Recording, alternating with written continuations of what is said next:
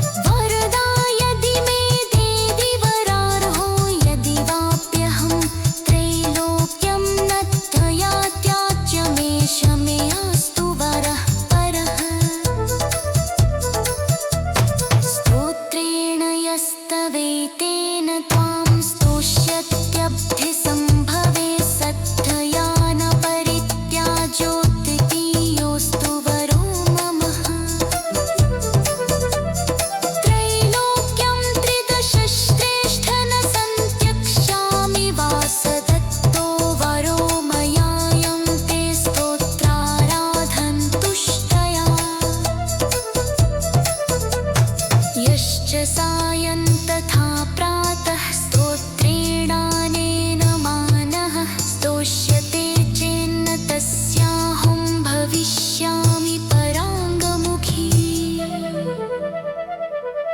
नमस्तस्यै सर्वभूतानां जननीमब्जसम्भवं श्रियमुनीन्द्रपद्माक्षीं विष्णुवक्षस्थलस्थितां पद्मालयां पद्मकरां पद्मपत्रनिभेक्षणां वन्दे पद्ममुखीं देवीं पद्मनाभप्रियाम्यहम्।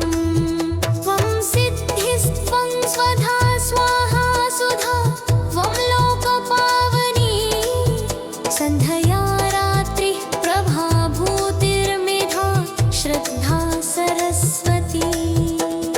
यज्ञविद्या महाविद्या गुह्यविद्या च शोभने आत्मविद्या च देवी त्वं विमुक्तिफलदायिनी।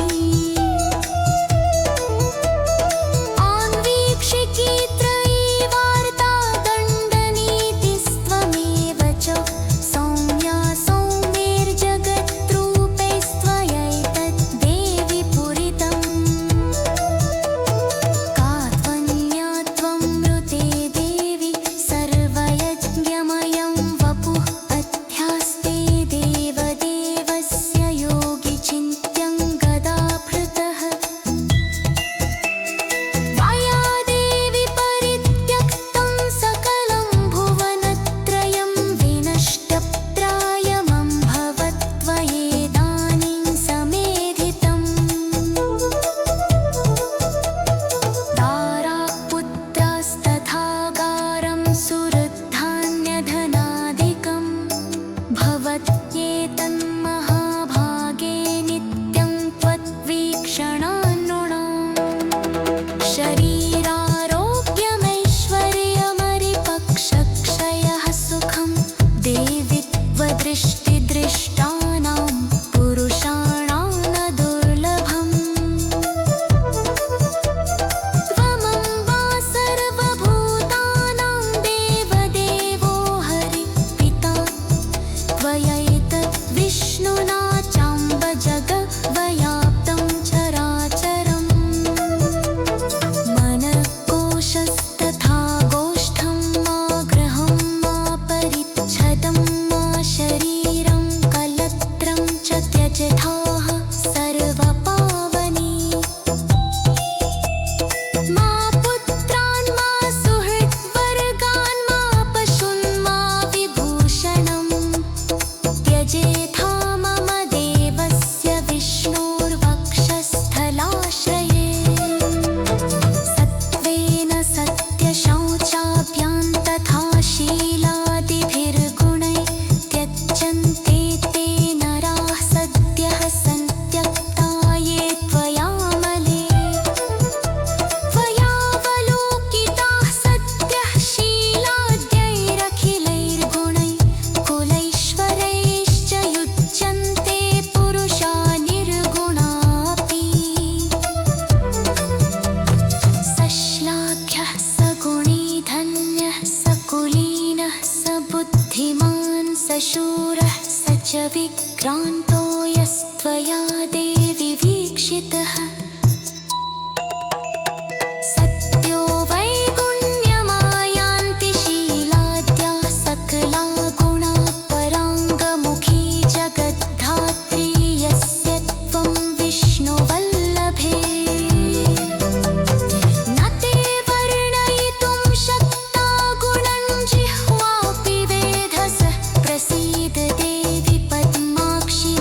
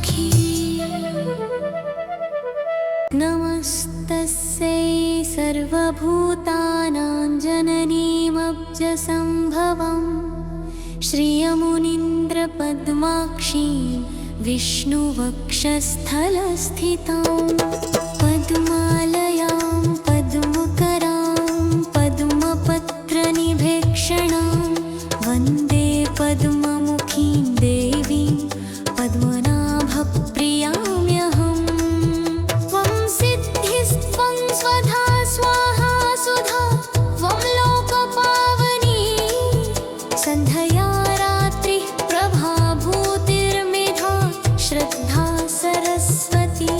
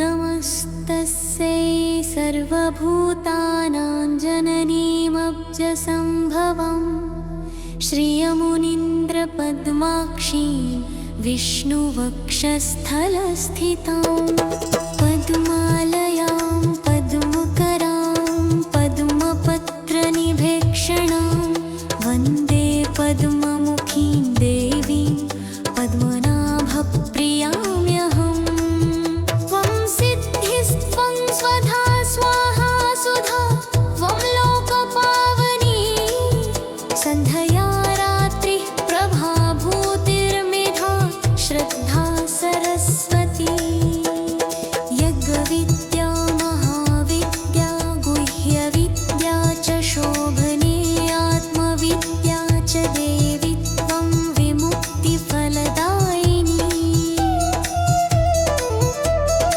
आन्वीक्षिकी त्रयीवार्ता दण्डनीतिस्त्वमेव च सौम्या सौम्यैर्जगद्रूपैस्त्वयैतद् देवि पुरितम्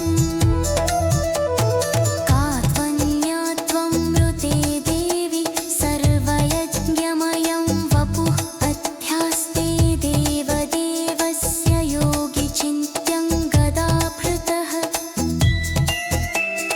त्वया देवि परित्यक्तं सकलं भुवनत्रयं विनष्टप्रायमम्भवत्वयेदानीं समेधितम्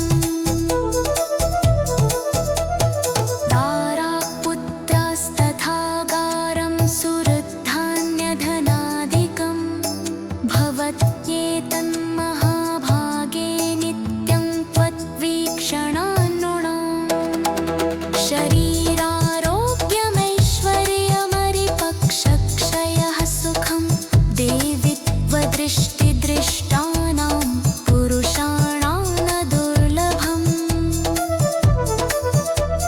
त्वमम्बा सर्वभूतानां देवदेवो हरि पिता त्वयैतद् विष्णुना चाम्ब जगद्व्याप्तं चराचरम्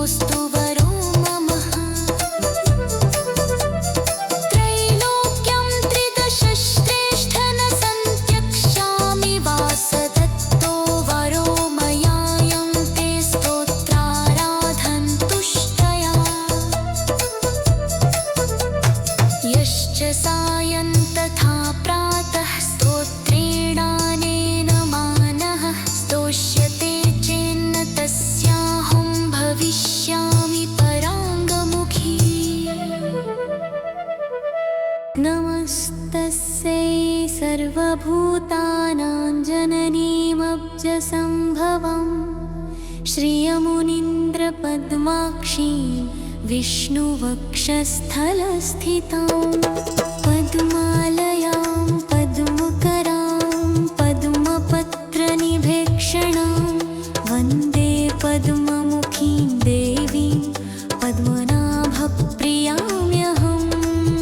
त्वं सिद्धिस्त्वं स्वधा स्वाहा सुधा त्वं लोकपावनी सन्ध्या रात्रिः प्रभाभूतिर्मेधा श्रद्धा सरस्वती। यज्ञविद्या महाविद्या गुह्यविद्या च शोभने आत्मविद्या च देवी त्वं विमुक्तिफलदायिनी। आन्वीक्षिकी त्रयीवार्ता दण्डनीतिस्त्वमेव च सौम्या सौम्यैर्जगद्रूपैस्त्वयैतद् देवि पूरितम्। का त्वन्या त्वं मृते देवि सर्वयज्ञमयं वपुः अध्यास्ते देवदेवस्य योगि चिन्त्यं गदाभृतः। त्वया देवि परित्यक्तं सकलं भुवनत्रयं विनष्टप्रायमभवत् त्वयेदानीं समेधितम्। तारापुत्रस्तथागारं सुहृद्धान्यधनादिकं भवत्येतन्महाभागे नित्यं त्वद्वीक्षणान्नृणाम्। शरीरारोग्यमैश्वर्यमरिपक्षक्षयः सुखं देवि त्वदृष्टिदृष्टानां पुरुषाणां न दुर्लभम्। त्वमम्बा सर्वभूतानां देवदेवो हरि पिता त्वयैतद् विष्णुना चाम्ब जगद्व्याप्तं चराचरम्। मनःकोशस्तथा गोष्ठं मा गृहं मा परिच्छदं मा शरीरं कलत्रं च त्यजथाः सर्वपावनी। मा पुत्रान् मा सुहृद्वर्गान् मा पशून् मा विभूषणम् त्यजेथा मम देवस्य विष्णोर्वक्षस्थलाश्रये। सत्त्वेन सत्यशौचाभ्यां तथा शीलादिभिर्गुणैः त्यज्यन्ते ते नराः सद्यः सन्त्यक्ता ये त्वयामले। त्वयावलोकिताः सद्यः शीलाद्यैरखिलैर्गुणैः कुलैश्वरैश्च युज्यन्ते पुरुषा निर्गुणापि।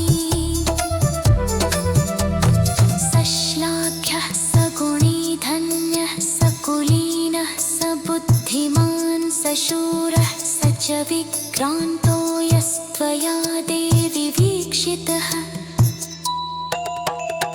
सत्यो वैगुण्यमायान्ति शीलाद्याः सकला गुणा पराङ्गमुखी जगद्धात्री यस्य त्वं विष्णुवल्लभे।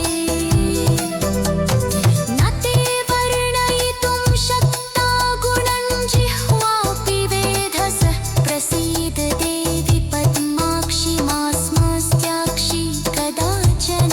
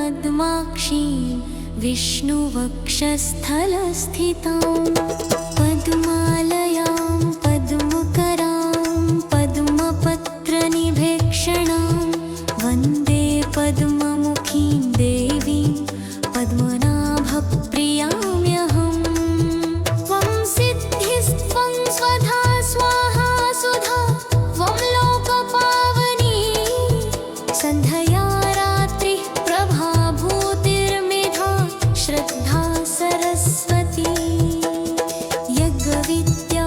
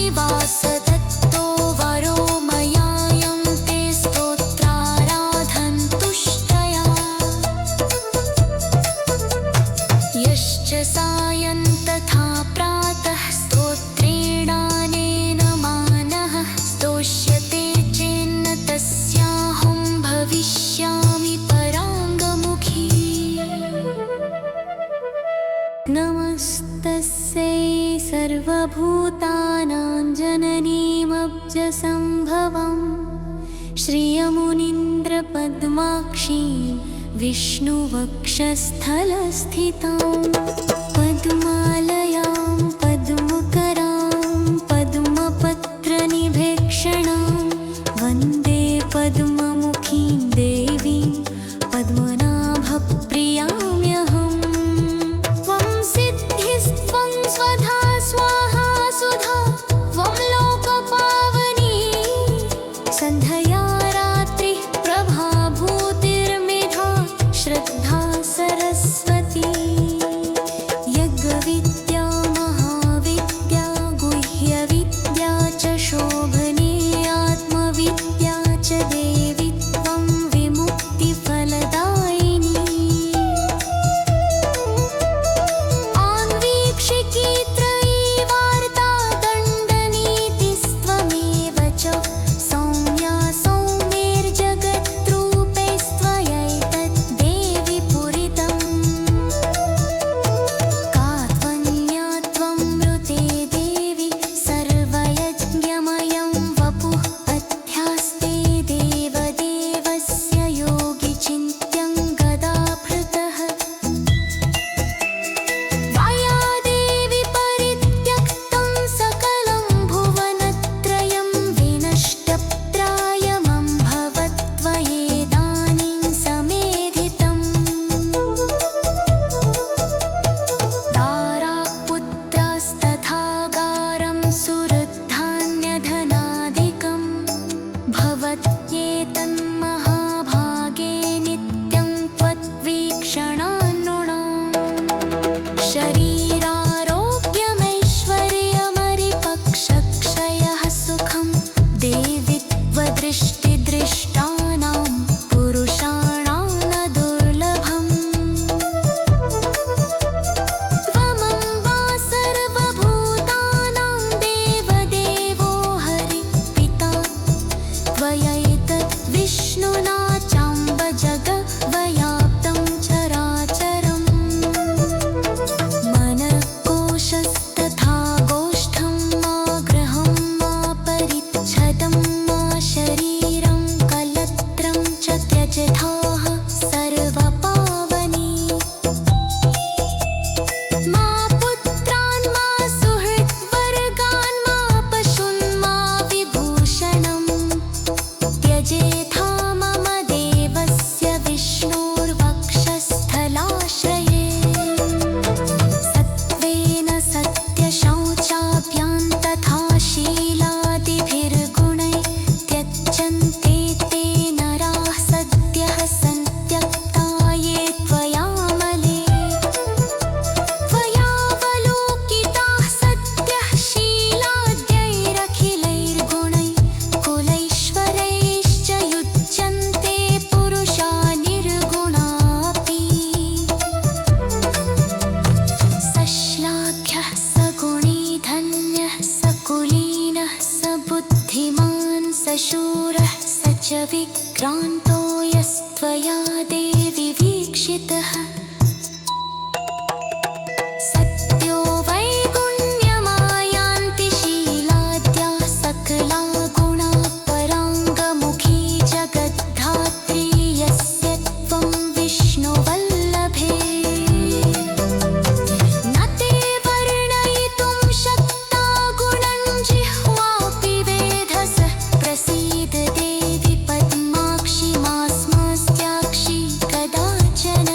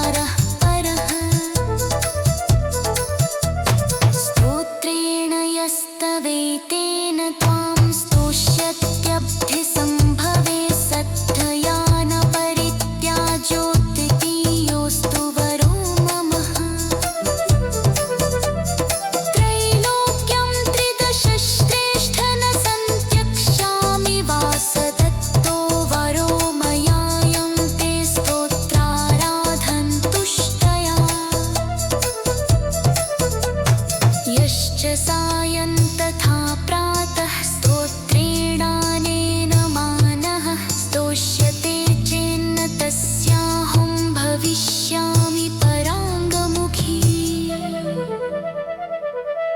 नमस्तस्यै सर्वभूतानां जननीमब्जसम्भवम् श्रियमुनीन्द्रपद्माक्षीं विष्णुवक्षस्थलस्थितां पद्मालयां पद्मकरां पद्मपत्रनिभेक्षणां वन्दे पद्ममुखीं देवीं पद्मनाभप्रियाम्यहम्।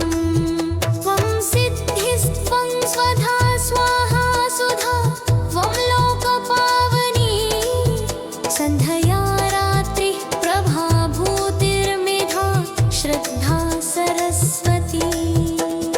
यज्ञविद्या महाविद्या गुह्यविद्या च शोभने आत्मविद्या च देवी त्वं विमुक्तिफलदायिनी।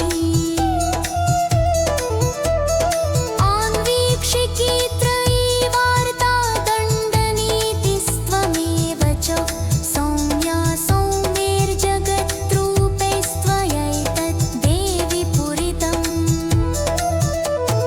का त्वन्या त्वं मृते देवि सर्वयज्ञमयं वपुः अध्यास्ते देवदेवस्य योगि चिन्त्यं गदाभृतः। त्वया देवि परित्यक्तं सकलं भुवनत्रयं विनष्टप्रायमभवत् त्वयेदानीं समेधितम्। तारापुत्रास्तथागारं सुहृद्धान्यधनाधिकं भवत्येतन्महाभागे नित्यं त्वद्वीक्षणान्नृणाम्। शरीरारोग्यमैश्वर्यमरिपक्षक्षयः सुखं देवि त्वदृष्टिदृष्टानां पुरुषाणां न दुर्लभम्। त्वमम्बा सर्वभूतानां देवदेवो हरि पिता त्वयैतद् विष्णुना चाम्ब जगद्व्याप्तं चराचरम्। मनःकोशस्तथा गोष्ठं मा गृहं मा परिच्छदं मा शरीरं कलत्रं च त्यजथाः सर्वपावनी।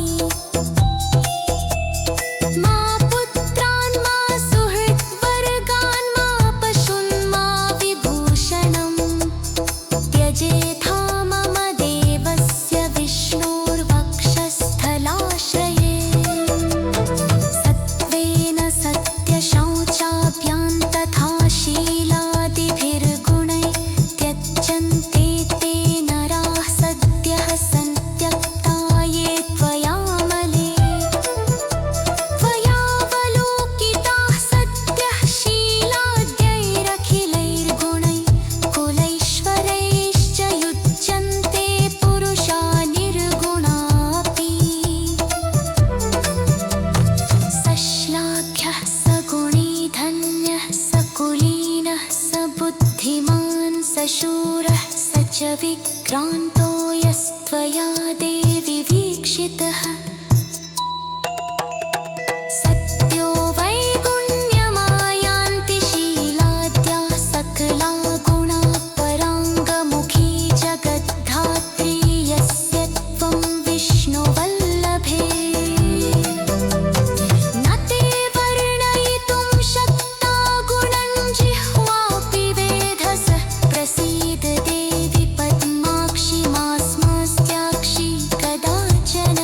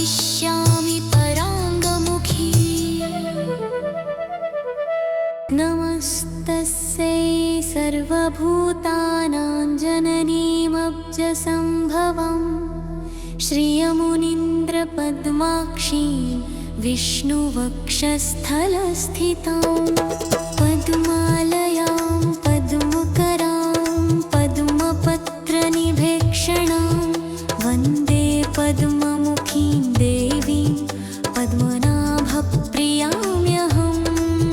त्वं सिद्धिस्त्वं स्वधा स्वाहा सुधा त्वं लोकपावनी सन्ध्या रात्रिः प्रभाभूतिर्मेधा श्रद्धा सरस्वती यज्ञविद्या महाविद्या गुह्यविद्या च शोभने आत्मविद्या च देवी त्वं विमुक्तिफलदायिनी आन्वीक्षिकी त्रयीवार्ता दण्डनीतिस्त्वमेव च सौम्या सौम्यैर्जगद्रूपैस्त्वयैतत् देवि पूरितम् का त्वन्या त्वं मृते देवि सर्वयज्ञमयं वपुः अध्यास्ते देवदेवस्य योगि चिन्त्यं गदाभृतः त्वया देवि परित्यक्तं सकलं भुवनत्रयं विनष्टप्रायमभवत् त्वयेदानीं समेधितम्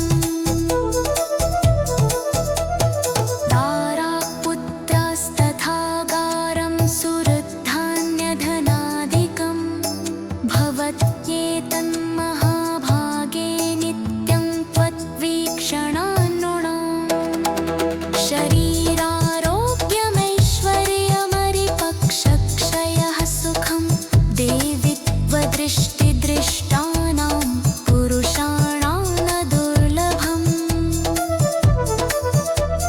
त्वमम्बा सर्वभूतानां देवदेवो हरि पिता त्वयैतद् विष्णुना चाम्ब जगद्व्याप्तं चराचरम् मनःकोशस्तथा गोष्ठं मा गृहं मा परिच्छदं मा शरीरं कलत्रं च त्यजथाः सर्वपावनी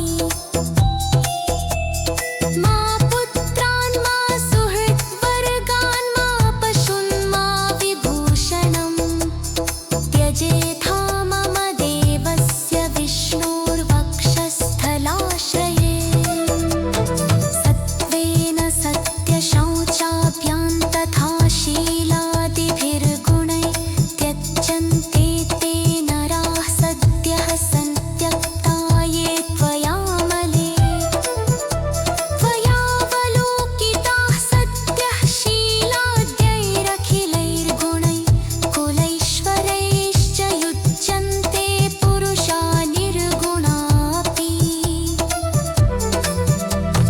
सश्लाघ्यः सगुणी धन्यः सकुलीनः सबुद्धिमान् सशूरः स च विक्रान्तो यस्त्वया देवि वीक्षितः सत्यो वैगुण्यमायान्ति शीलाद्या सकला गुणा पराङ्गमुखी जगद्धात्री यस्य त्वं विष्णुवल्लभे न ते वर्णयितुं शक्ता गुणं जिह्वापि वेधसः प्रसीद देवि पद्माक्षि मास्मस्त्याक्षि कदाचन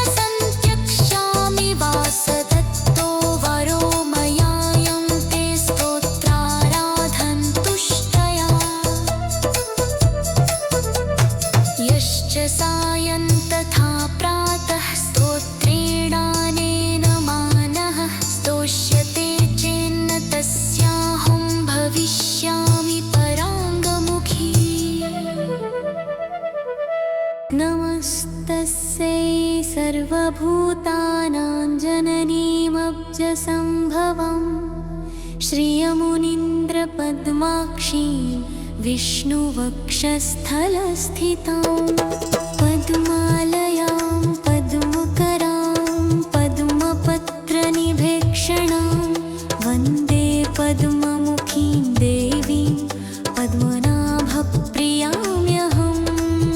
त्वं सिद्धिस्त्वं स्वधा स्वाहा सुधा त्वं लोकपावनी सन्ध्या रात्रिः प्रभाभूतिर्मेधा श्रद्धा सरस्वती। यज्ञविद्या महाविद्या गुह्यविद्या च शोभने आत्मविद्या च देवी त्वं विमुक्तिफलदायिनी।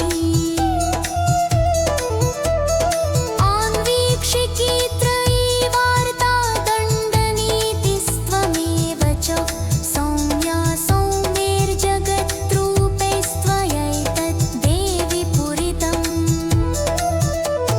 का त्वन्या त्वं मृते देवि सर्वयज्ञमयं वपुः अध्यास्ते देवदेवस्य योगि चिन्त्यं गदाभृतः।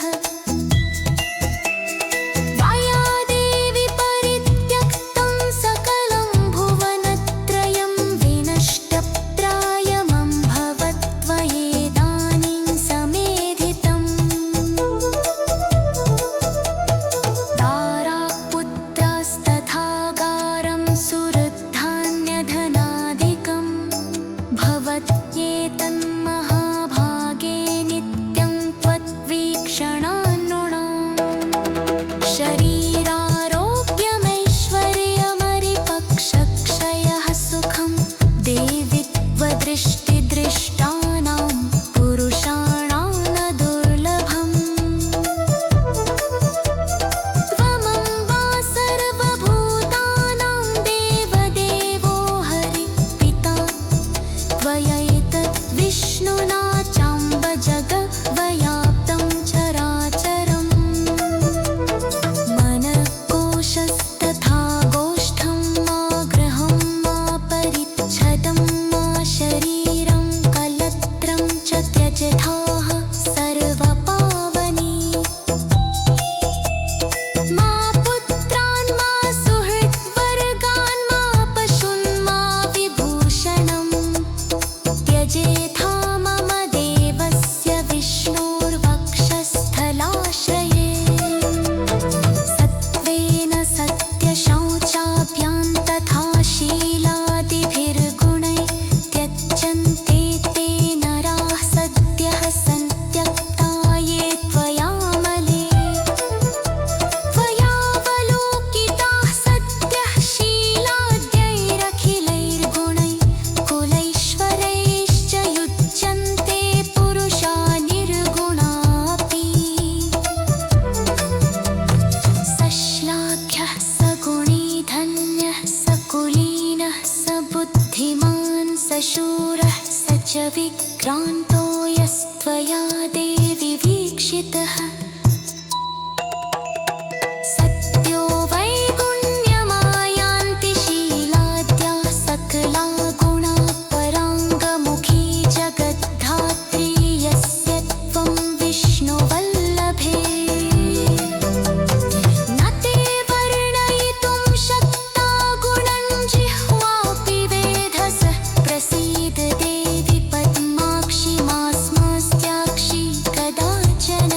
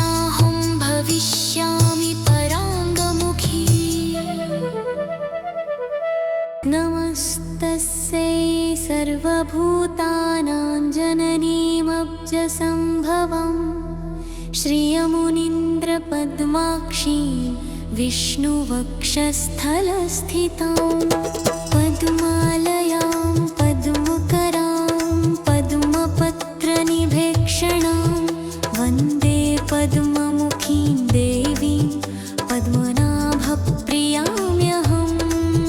त्वं सिद्धिस्त्वं स्वधा स्वाहा सुधा त्वं लोकपावनी सन्ध्या रात्रिः प्रभाभूतिर्मेधा श्रद्धा सरस्वती। यज्ञविद्या महाविद्या गुह्यविद्या च शोभने आत्मविद्या च देवी त्वं विमुक्तिफलदायिनी। आन्वीक्षिकी त्रयी वार्ता दण्डनीतिस्त्वमेव च सौम्या सौम्यैर्जगद्रूपैस्त्वयैतद् देवि पूरितम्। का त्वन्या त्वं मृते देवि सर्वयज्ञमयं वपुः अध्यास्ते देवदेवस्य योगि चिन्त्यं गदाभृतः। त्वया देवि परित्यक्तं सकलं भुवनत्रयं विनष्टप्रायमभवत् त्वयेदानीं समेधितम्। तारापुत्रास्तथागारं सुहृद्धान्यधनादिकं भवत्येतन्महाभागे नित्यं त्वद्वीक्षणान्नृणाम्। शरीरारोग्यमैश्वर्यमरिपक्षक्षयः सुखं देवि त्वदृष्टिदृष्टानां पुरुषाणां न दुर्लभम्। त्वमम्बा सर्वभूतानां देवदेवो हरि पिता त्वयैतद् विष्णुना चाम्ब जगद्व्याप्तं चराचरम्। मनःकोशस्तथा गोष्ठं मा गृहं मा परिच्छदं मा शरीरं कलत्रं च त्यजथाः सर्वपावनी। मा पुत्रान् मा सुहृद्वर्गान् मा पशून् मा विभूषणम् त्यजेथा मम देवस्य विष्णोर्वक्षस्थलाश्रये। सत्त्वेन सत्यशौचाभ्यां तथा शीलादिभिर्गुणैः त्यज्यन्ते ते नराः सद्यः सन्त्यक्ता ये त्वयामले। त्वयावलोकिताः सद्यः शीलाद्यैरखिलैर्गुणैः कुलैश्वरैश्च युज्यन्ते पुरुषा निर्गुणापि। सश्लाघ्यः सगुणी धन्यः सकुलीनः सबुद्धिमान् सशूरः स च विक्रान्तो यस्त्वया देवि वीक्षितः। सत्यो वैगुण्यमायान्ति शीलाद्या सकला गुणा पराङ्गमुखी जगद्धात्री यस्य त्वं विष्णुवल्लभे। न ते वर्णयितुं शक्ता गुणं जिह्वापि वेधसः प्रसीद देवि पद्माक्षि मास्मस्त्याक्षि कदाचन।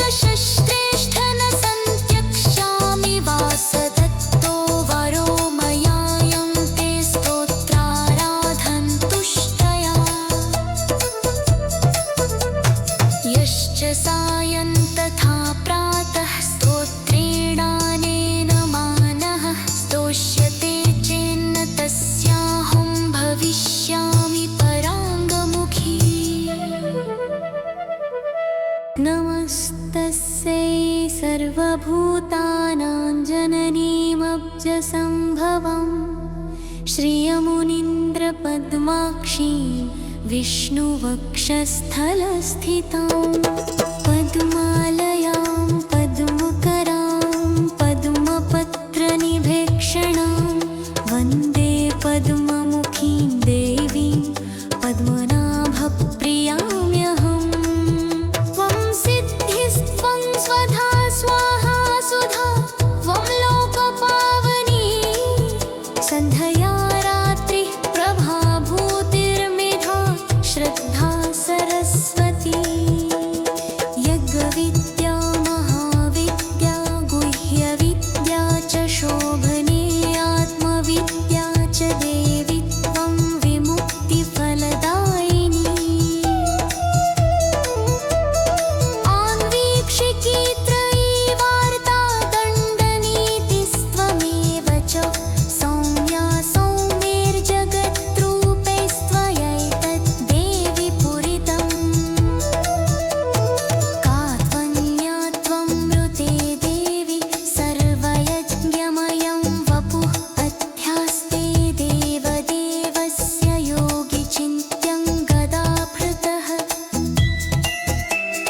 त्वया देवि परित्यक्तं सकलं भुवनत्रयं विनष्टप्रायमम्भवत्त्वयेदानीं समेधितम्। तारापुत्रास्तथागारं सुहृद्धान्यधनादिकं भवत्येतन्महाभागे नित्यं त्वद्वीक्षणान्नृणाम्। शरीरारोग्यमैश्वर्यमरिपक्षक्षयः सुखं देवि त्वदृष्टिदृष्टानां पुरुषाणां न दुर्लभम्। त्वमम्बा सर्वभूतानां देवदेवो हरि पिता त्वयैतद् विष्णुना चाम्ब जगद्व्याप्तं चराचरम्। मनःकोशस्तथा गोष्ठं मा गृहं मा परिच्छदं मा शरीरं कलत्रं च त्यजथाः सर्वपावनी। मा पुत्रान् मा सुहृद्वर्गान् मा पशून् मा विभूषणम् त्यजेथा मम देवस्य विष्णोर्वक्षस्थलाश्रये। सत्त्वेन सत्यशौचाभ्यां तथा शीलादिभिर्गुणैः त्यज्यन्ते ते नराः सद्यः सन्त्यक्ता ये त्वयामले। त्वयावलोकिताः सद्यः शीलाद्यैरखिलैर्गुणैः कुलैश्वरैश्च युज्यन्ते पुरुषा निर्गुणापि। सश्लाघ्यः सगुणी धन्यः सकुलीनः सबुद्धिमान् सशूरः स च विक्रान्तो यस्त्वया देवि वीक्षितः। सत्यो वैगुण्यमायान्ति शीलाद्याः सकला गुणा पराङ्गमुखी जगद्धात्री यस्य त्वं विष्णुवल्लभे।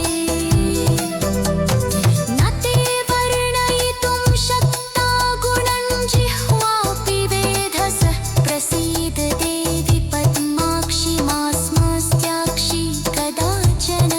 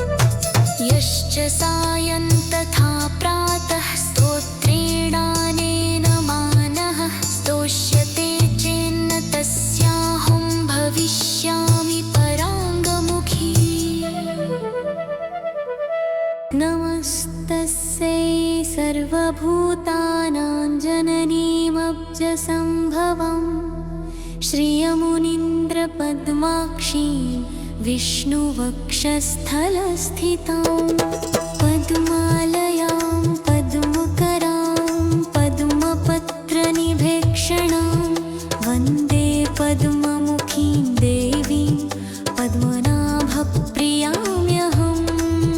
त्वं सिद्धिस्त्वं स्वधा स्वाहा सुधा त्वं लोकपावनी सन्ध्या रात्रिः प्रभाभूतिर्मेधा श्रद्धा सरस्वती।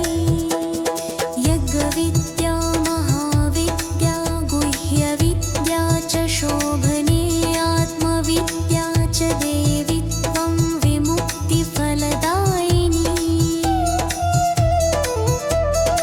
आन्वीक्षिकी त्रयीवार्ता दण्डनीतिस्त्वमेव च सौम्या सौम्यैर्जगद्रूपैस्त्वयैतद् देवि पूरितम्। कात्वन्या त्वं मृते देवि सर्वयज्ञमयं वपुः अध्यास्ते देवदेवस्य योगि चिन्त्यं गदाभृतः। त्वया देवि परित्यक्तं सकलं भुवनत्रयं विनष्टप्रायमम्भवत्त्वयेदानीं समेधितम्। तारापुत्रस्तथागारं सुहृद्धान्यधनादिकं भवत्येतन्महाभागे नित्यं त्वद्वीक्षणान्नृणाम्। शरीरारोग्यमैश्वर्यमरिपक्षक्षयः सुखं देवि त्वदृष्टिदृष्टानां पुरुषाणां न दुर्लभम्। त्वमम्बा सर्वभूतानां देवदेवो हरि पिता त्वयैतद् विष्णुना चाम्ब जगद्व्याप्तं चराचरम्। मनःकोशस्तथा गोष्ठं मा गृहं मा परिच्छदं मा शरीरं कलत्रं च त्यजथाः सर्वपावनी। मा पुत्रान् मा सुहृद्वर्गान् मा पशून् मा विभूषणम् त्यजेथा मम देवस्य विष्णोर्वक्षस्थलाश्रये। सत्त्वेन सत्यशौचाभ्यां तथा शीलादिभिर्गुणैः त्यज्यन्ते ते नराः सद्यः सन्त्यक्ता ये त्वयामले। त्वयावलोकिताः सद्यः शीलाद्यैरखिलैर्गुणैः कुलैश्वरैश्च युज्यन्ते पुरुषा निर्गुणापि। सश्लाघ्यः सगुणी धन्यः सकुलीनः सबुद्धिमान् सशूरः स च विक्रान्तो यस्त्वया देवि वीक्षितः। सत्यो वैगुण्यमायान्ति शीलाद्याः सकला गुणा पराङ्गमुखी जगद्धात्री यस्य त्वं विष्णुवल्लभे। न ते वर्णयितुं शक्ता गुणं जिह्वापि वेधसः प्रसीद देवि पद्माक्षि मास्मस्त्याक्षि कदाचन।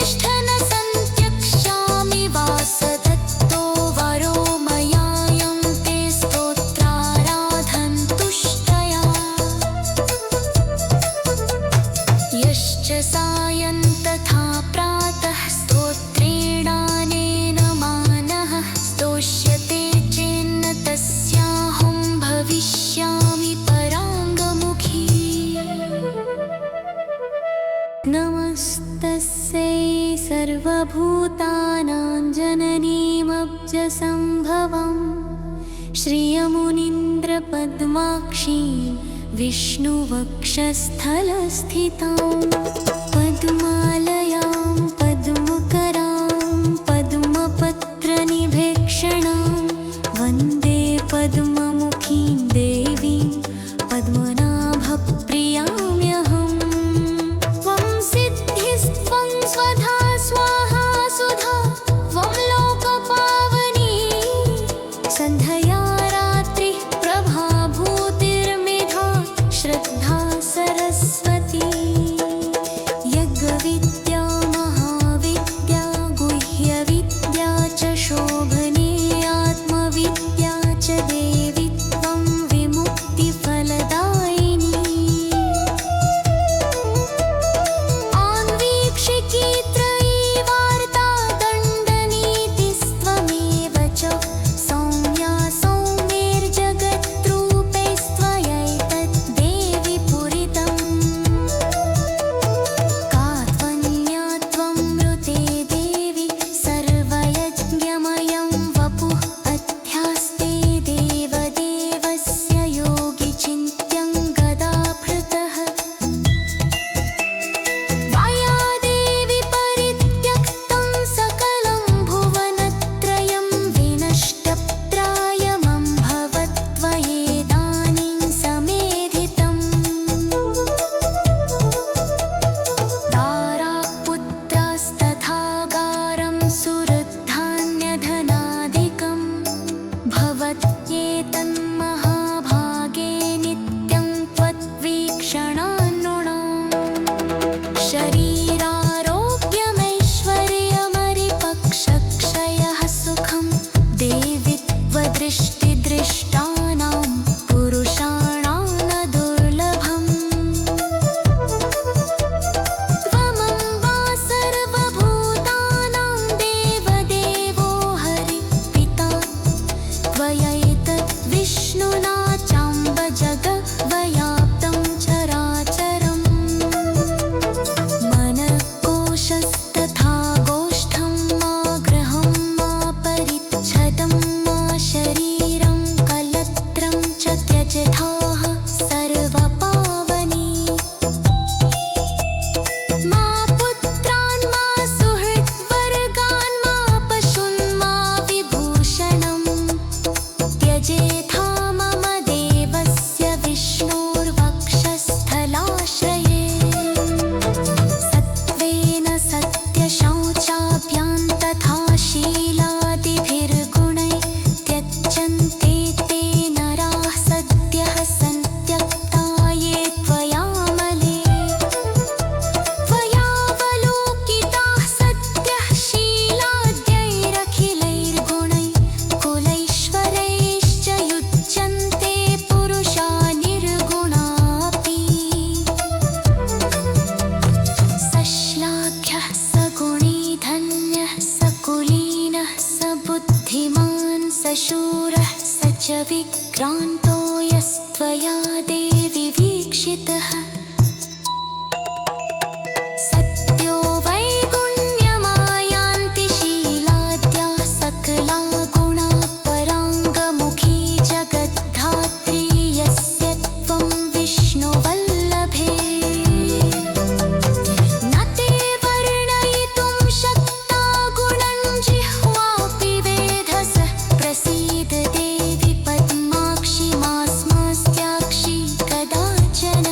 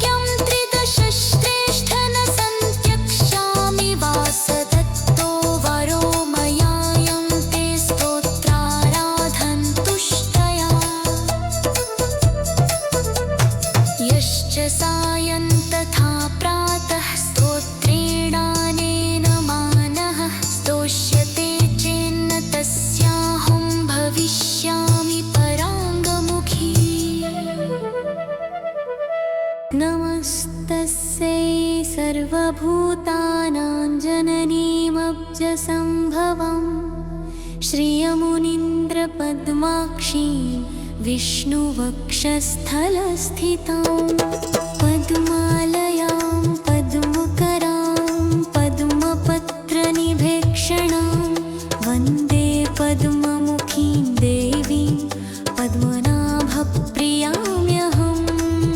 त्वं सिद्धिस्त्वं स्वधा स्वाहा सुधा त्वं लोकपावनी सन्ध्या रात्रिः प्रभाभूतिर्मेधा श्रद्धा सरस्वती यज्ञविद्या महाविद्या गुह्यविद्या च शोभने आत्मविद्या च देवी त्वं विमुक्तिफलदायिनी आन्वीक्षिकी त्रयीवार्ता दण्डनीतिस्त्वमेव च सौम्या सौम्यैर्जगद्रूपैस्त्वयैतत् देवि पूरितम् कात्वन्या त्वं मृते देवि सर्वयज्ञमयं वपुः अध्यास्ते देवदेवस्य योगि चिन्त्यं गदाभृतः त्वया देवि परित्यक्तं सकलं भुवनत्रयं विनष्टप्रायमभवत् त्वयेदानीं समेधितम्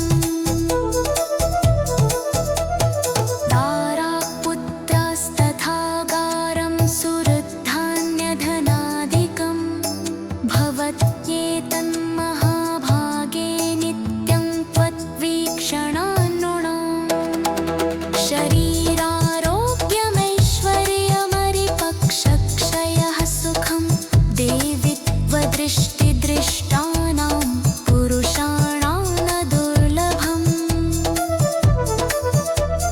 त्वमम्बा सर्वभूतानां देवदेवो हरि पिता त्वयैतत् विष्णुना चाम्ब जगद्व्याप्तं चराचरम् मनःकोशस्तथा गोष्ठं मा गृहं मा परिच्छदं मा शरीरं कलत्रं च त्यजथाः सर्वपावनी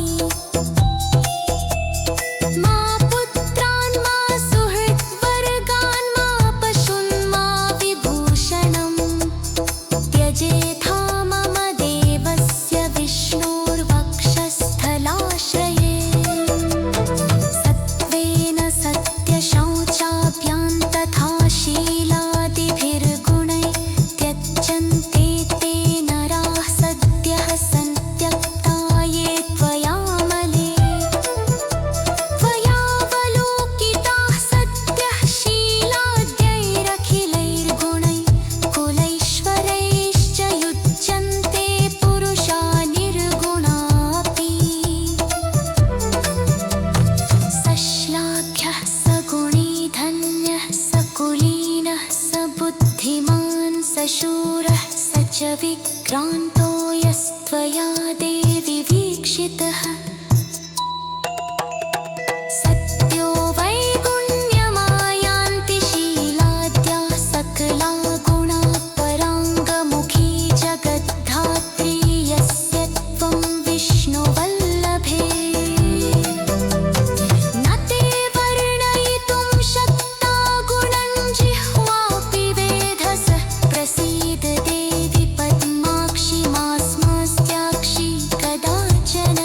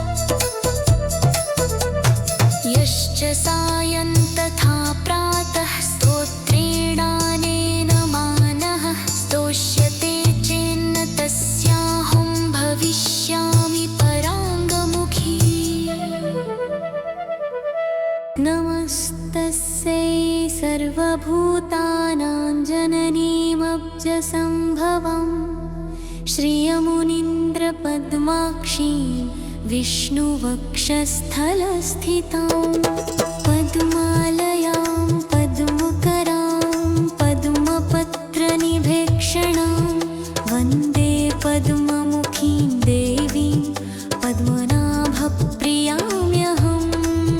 त्वं सिद्धिस्त्वं स्वधा स्वाहा सुधा त्वं लोकपावनी सन्ध्या रात्रिः प्रभाभूतिर्मेधा श्रद्धा सरस्वती यज्ञविद्या महाविद्या गुह्यविद्या च शोभने आत्मविद्या च देवी त्वं विमुक्तिफलदायिनी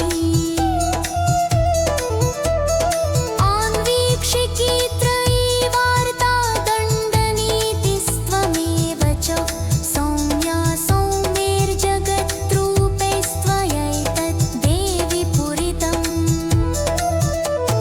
का त्वन्या त्वं मृते देवि सर्वयज्ञमयं वपुः अध्यास्ते देवदेवस्य योगि चिन्त्यं गदाभृतः त्वया देवि परित्यक्तं सकलं भुवनत्रयं विनष्टप्रायमभवत्त्वयेदानीं समेधितम्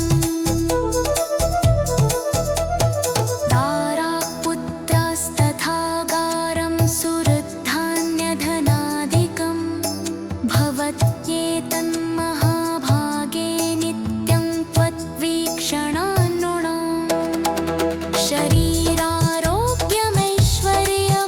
शरीरारोग्यमैश्वर्यमरिपक्षक्षयः सुखं देवि त्वदृष्टिदृष्टानां पुरुषाणां न दुर्लभम् त्वमम्बा सर्वभूतानां देवदेवो हरि पिता त्वयैतत् विष्णुना चाम्ब जगद्व्याप्तं चराचरम् मनःकोशस्तथा गोष्ठं मा गृहं मा परिच्छदं मा शरीरं कलत्रं च त्यजथाः सर्वपावनी मा पुत्रान् मा सुहृद्वर्गान् मा पशून् मा विभूषणम् त्यजेथा मम देवस्य विष्णोर्वक्षस्थलाश्रये सत्त्वेन सत्यशौचाभ्यां तथा शीलादिभिर्गुणैः त्यज्यन्ते ते नराः सद्यः सन्त्यक्ता ये त्वयामले त्वयावलोकिताः सद्यः शीलाद्यैरखिलैर्गुणैः कुलैश्वरैश्च युज्यन्ते पुरुषा निर्गुणापि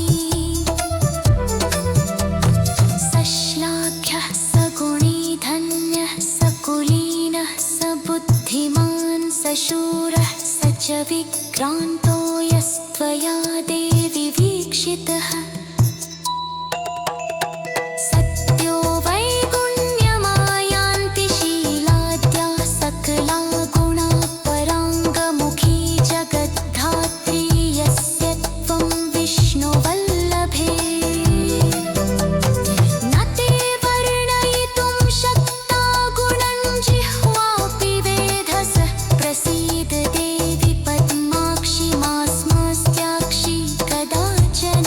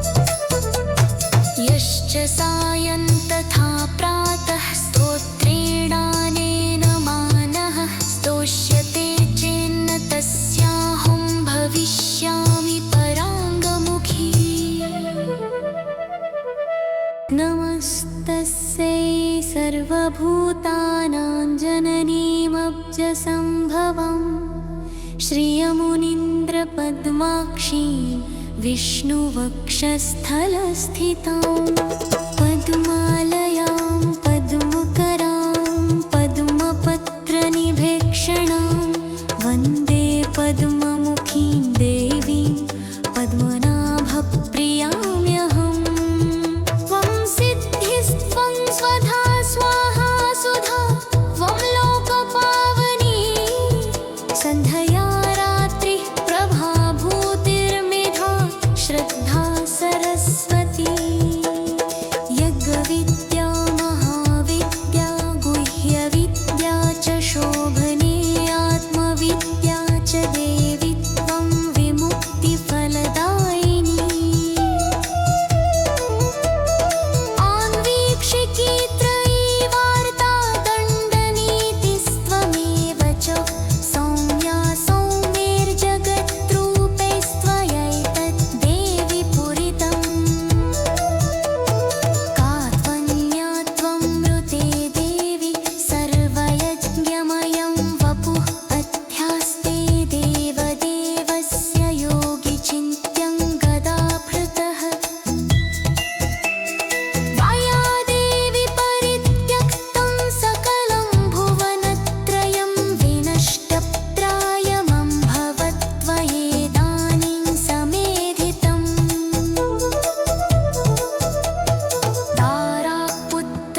तारापुत्रस्तथागारं सुहृद्धान्यधनादिकं भवत्येतन्महाभागे नित्यं त्वद्वीक्षणान्नृणाम् शरीरारोग्यमैश्वर्यमरिपक्षक्षयः सुखं देवि त्वदृष्टिदृष्टानां पुरुषाणां न दुर्लभम्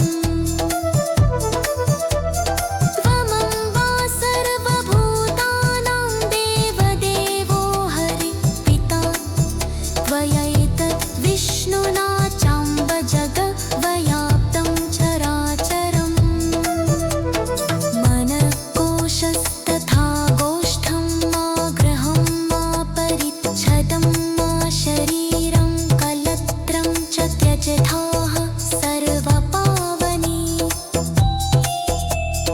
मा पुत्रान् मा सुहृद्वर्गान् मा पशून् मा विभूषणम् त्यजेथा मम देवस्य विष्णोर्वक्षस्थलाश्रये सत्त्वेन सत्यशौचाभ्यां तथा शीलादिभिर्गुणैः त्यज्यन्ते ते नराः सद्यः सन्त्यक्ता ये त्वयामले त्वयावलोकिताः सद्यः शीलाद्यैरखिलैर्गुणैः कुलैश्वरैश्च युज्यन्ते पुरुषा निर्गुणापि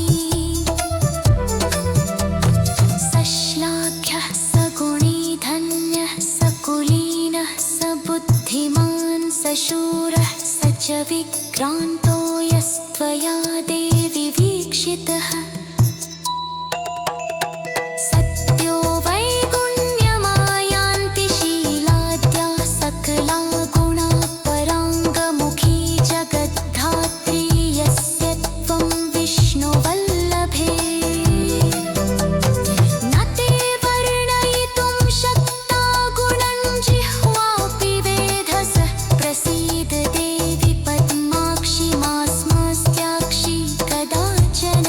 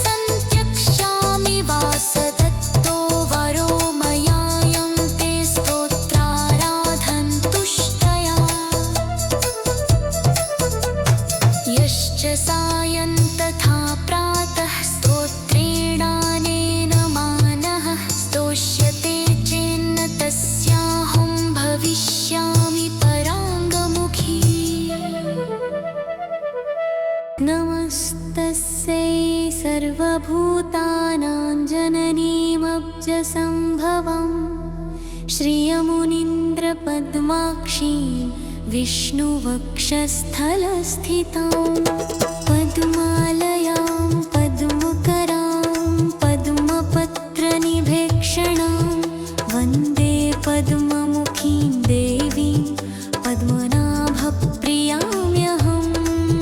त्वं सिद्धिस्त्वं स्वधा स्वाहा सुधा त्वं लोकपावनी सन्ध्या रात्रिः प्रभाभूतिर्मेधा श्रद्धा सरस्वती। यज्ञविद्या महाविद्या गुह्यविद्या च शोभने आत्मविद्या च देवी त्वं विमुक्तिफलदायिनी। आन्वीक्षिकी त्रयीवार्ता दण्डनीतिस्त्वमेव च सौम्या सौम्यैर्जगद्रूपैस्त्वयैतद् देवि पूरितम्। का त्वन्या त्वं मृते देवि सर्वयज्ञमयं वपुः अध्यास्ते देवदेवस्य योगि चिन्त्यं गदाभृतः। त्वया देवि परित्यक्तं सकलं भुवनत्रयं विनष्टप्रायमभवत् त्वयेदानीं समेधितम्।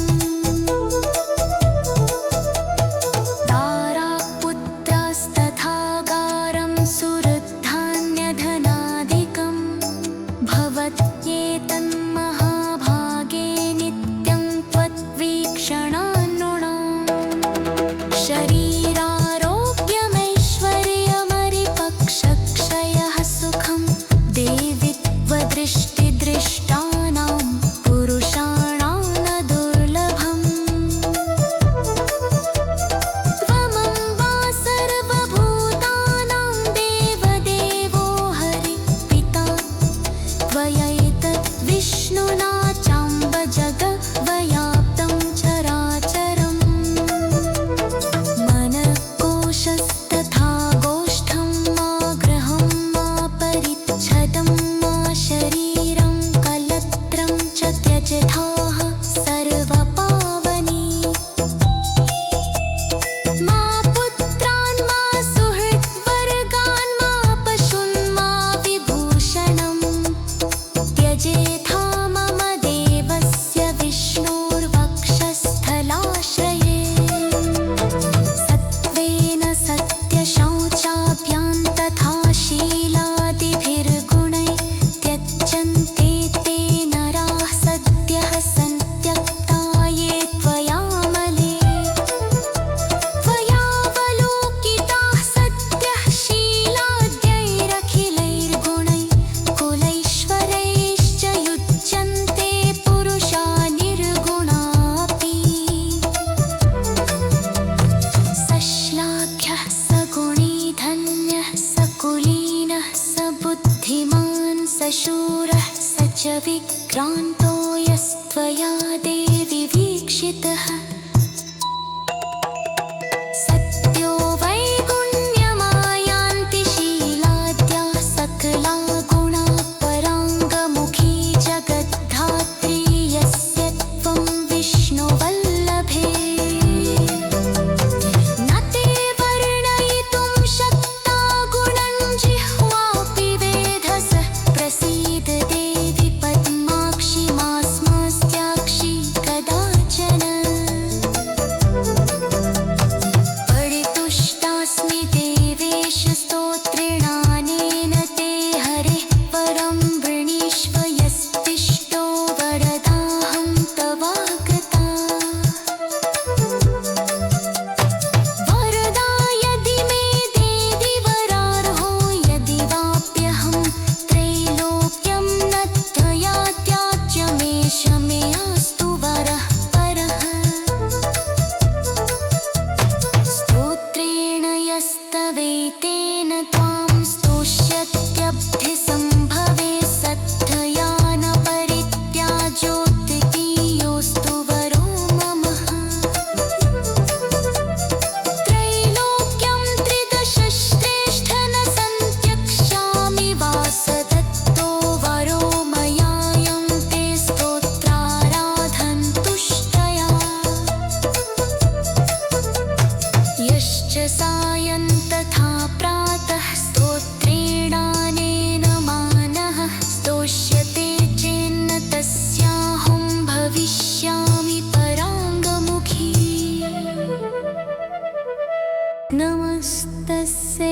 सर्वभूतानां जननीमब्जसम्भवम् श्रियमुनीन्द्रपद्माक्षीं विष्णुवक्षस्थलस्थितां पद्मालयां पद्मकरां पद्मपत्रनिभेक्षणां वन्दे पद्ममुखीं देवीं पद्मनाभप्रियाम्यहम्। त्वं सिद्धिस्त्वं स्वधा स्वाहा सुधा त्वं लोकपावनी सन्ध्या रात्रिः प्रभाभूतिर्मेधा श्रद्धा सरस्वती यज्ञविद्या महाविद्या गुह्यविद्या च शोभने आत्मविद्या च देवी त्वं विमुक्तिफलदायिनी आन्वीक्षिकी त्रयीवार्ता दण्डनीतिस्त्वमेव च सौम्या सौम्यैर्जगद्रूपैस्त्वयैतद् देवि पूरितम् कात्वन्या त्वं मृते देवि सर्वयज्ञमयं वपुः अध्यास्ते देवदेवस्य योगि चिन्त्यं गदाभृतः त्वया देवि परित्यक्तं सकलं भुवनत्रयं विनष्टप्रायमभवत्त्वयेदानीं समेधितम्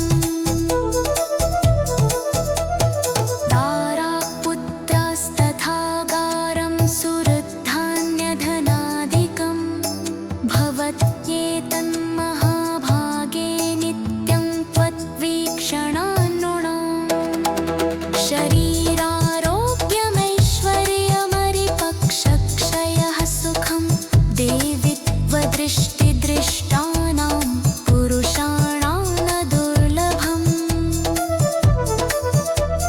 त्वमम्बा सर्वभूतानां देवदेवो हरि पिता त्वयैतद् विष्णुना चाम्ब जगद्व्याप्तं चराचरम् मनःकोशस्तथा गोष्ठं मा गृहं मा परिच्छदं मा शरीरं कलत्रं च त्यजथाः सर्वपावनी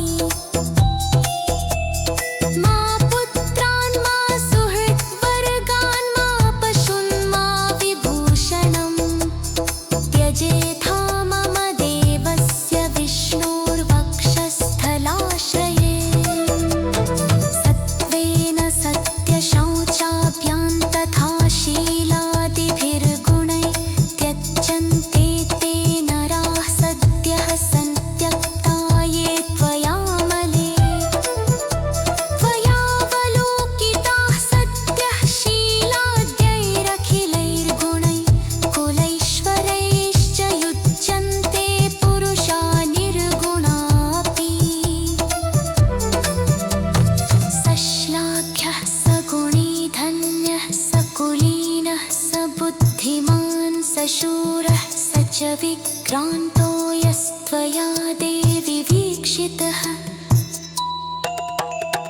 सत्यो वैगुण्यमायान्ति शीलाद्याः सकला गुणा पराङ्गमुखी जगद्धात्री यस्य त्वं विष्णुवल्लभे